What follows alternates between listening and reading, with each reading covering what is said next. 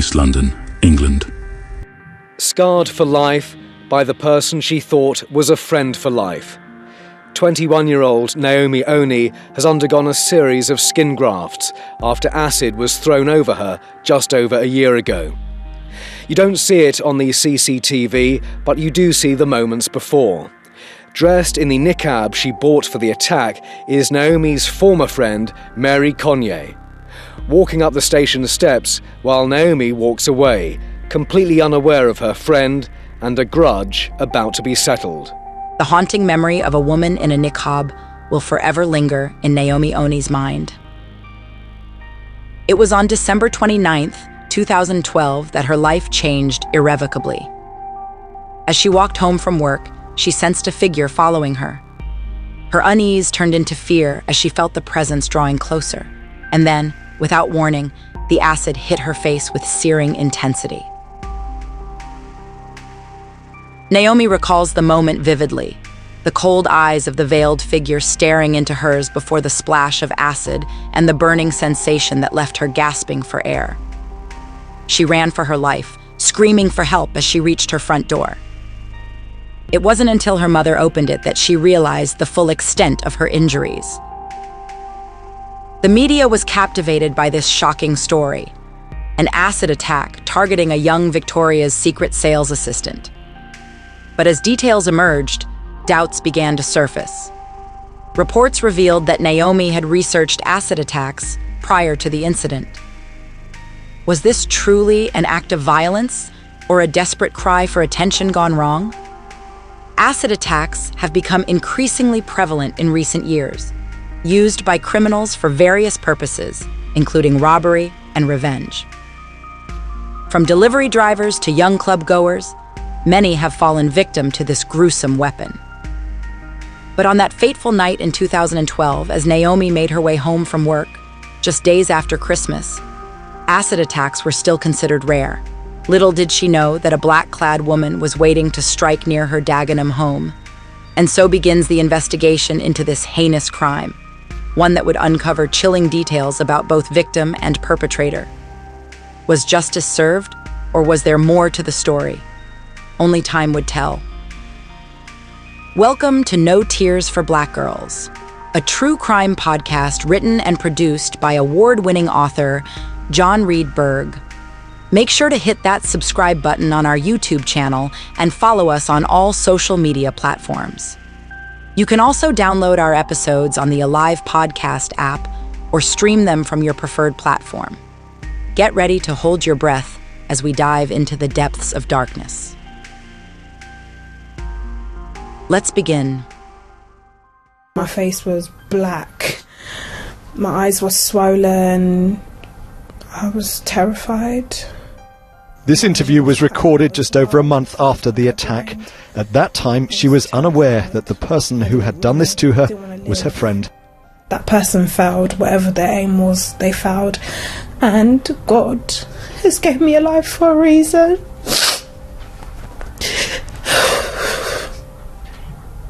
That's what keeps me going.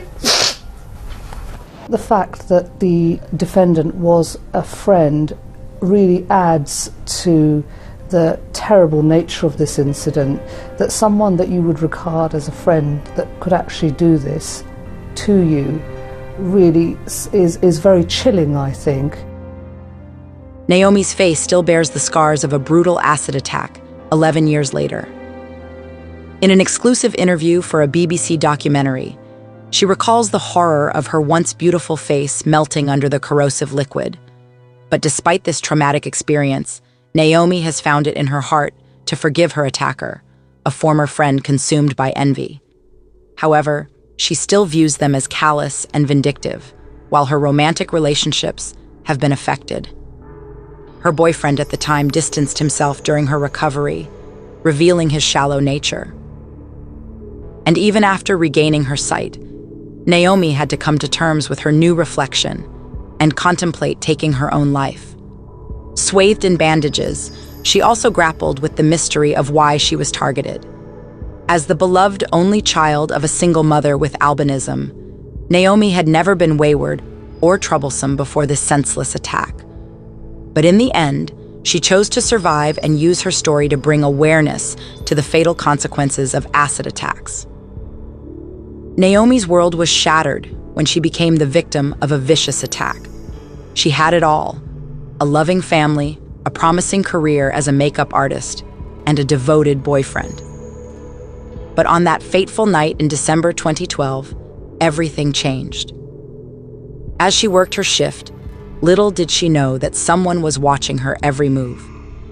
Mary Conye, a supposed friend, had been secretly plotting her downfall for months. As Naomi chatted with her boyfriend on the phone, she suddenly felt a presence looming over her, and before she could even process what was happening, acid was being poured onto her skin. In a state of shock and confusion, she fled to her family, who were horrified at the sight before them. As they raced against time to save her from the devastating effects of sulfuric acid, one question burned in their minds: why? But as the truth unraveled, it became clear that this was not an act of random violence, but a calculated revenge plotted by someone close to Naomi. And from that moment on, life would never be the same for Naomi or her loved ones. The days that followed were a hazy blur. Naomi, heavily medicated with morphine, was transferred from London's Whitechapel Hospital to the specialized burns unit at Broomfield Hospital in Essex. She recalls snippets of conversation about corrosive substances and severe burns while drifting in and out of consciousness. As her sight slowly returned, she saw glimpses of her reflection in her phone and was horrified by the charred, unrecognizable face staring back at her. "No one is ever going to marry me now," she thought. Naomi underwent multiple skin grafts and surgeries to reconstruct her face. She struggled to come to terms with the fact that the perpetrator was someone she had considered a friend, who had even feigned concern after the attack. Looking back, Naomi realizes there were warning signs of Mary's troubled and manipulative nature. But she had always been understanding and forgiving, having also experienced bullying herself. It wasn't until police asked if anyone had threatened to throw acid at her that Naomi remembered Mary's seemingly innocent threat during an argument 2 years prior. She had dismissed it, unable to believe that her friend could be capable of such a heinous act. In February 2013, just a month after the attack, Naomi celebrated her 21st birthday with a small party, a bittersweet reminder of the normal life that was taken from her. Mary arrived at the party in a provocative outfit, flaunting her body shamelessly. It was a direct affront to Naomi, who had requested everyone to be happy and not cry for her on her birthday. However, Mary ignored this request and even wrote a card with the words, "Happy birthday, beautiful," while crying on the arm of Naomi's chair. Little did anyone know, but Scotland Yard's homicide squad was already investigating Mary's involvement in the acid attack on Naomi. Through CCTV footage, they discovered that Mary had carried a handbag identical to the one she brought to her police interview, which was eventually found with traces of sulfuric acid on it. This crucial evidence led to Mary's eventual imprisonment for 12 years. In court, Mary tried to deflect blame by claiming that Naomi had attacked herself for attention and fame. But finally, she confessed to her heinous crime, driven by obsession and jealousy towards Naomi's looks. Despite the physical and emotional scars from the attack, Naomi remains resilient and refuses to let the tragedy define her. She has completed a course in makeup, and although she has faced rejection from many job opportunities, she continues to fight. But even amidst her bravery and determination, there are moments when Naomi feels sad for what could have been if she was never attacked. Looking back at old photos, she sees an innocent girl with big dreams and aspirations for making her family proud. She admits that there are still days when she is unhappy, but she reminds herself that great things can happen too, just like how something catastrophic changed her life in seconds. Naomi also shares that after the attack, she believed no man would ever want her, but now she knows that the right person will see beyond her scars and value her for who she truly is. Her radiant smile speaks volumes of the strength and resilience within her. A woman who knows that whoever marries her will be lucky to have her. I was 12 when I met this friend, and we both went to the same secondary school. Our relationship grew, but it was also very toxic. Certain signs and things that she did I should have looked out for. She would just berate me sometimes and say really horrible things. When I was in school as a teenager, I was quite shy. So I kind of didn't like confrontation. I tried my best not to be argumentative. And with her, she had a very weird way of being. Other girls noticed that she was quite begrudgeful. It was something that a lot of girls wanted to stay away from. If I was her friend, I did not want to be on the bad side of her. As we were teenagers, her family were quite strict, so she wasn't always allowed out. So I had a lot of other friends, and I was quite popular in my school year. And sometimes in the classroom, when I would be laughing with my friends, she would just send me over a blank stare, a threatening stare even. I had people warn me. I had people also laugh at her. They used to say she was like copying me, that she wanted to be like me and stuff like that. So like they used to say like she was quite obsessed. When people would express this to me, I would always say, you know, she's my friend. I would always defend her and say we're friends. There was a slow separation in our friendship, and at this point I was 18. We were studying at different places. We just didn't see much of each other. And I had a boyfriend, and she sent him a really horrible text, just saying a lot of horrible things about me. When I heard that the text was from Mary, I remember texting her saying, I don't know why you sent this text message. It was just no need for her interference in my relationship, and it was just a new relationship. She didn't know much about it, so she was just trying to ruin things for me. And that was the first sign I saw that something was wrong. So I confronted Mary about the messages. We argued. It was quite a bitter argument. And then I didn't speak to her for about a year. And she called me one day and she was like, hello. And I was like, who is it? And she was like, it's Mary. And I was like, oh, Mary, how are you? I wasn't angry anymore. I was now in a new relationship. So I had a new boyfriend. So I was just over the past. And she had said to me, you know, I was so angry with you, I wanted to throw acid in your face. She was angry at me because I think for the first time in our friendship, I really gave her what she was giving me back. And I think it was years of like a lot of insults and just berating me that I just all put together, and I just kind of like let go in that instance and just kind of went off on her. After she told me that, I was like, you know, if someone was to do that to me, they're going to prison, right? Like, that's not possible.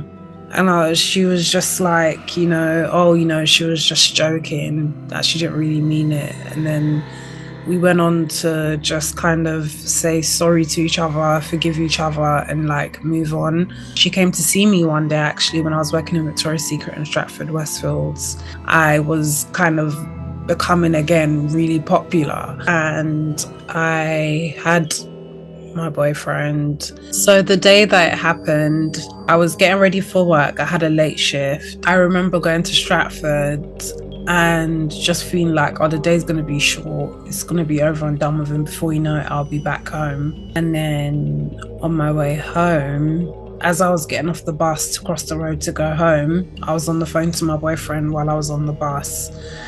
And that's when I saw someone in a niqab. She was wearing all black and she had like a black covering. So I didn't recognize it was her. And as I was about to cross the road, I just felt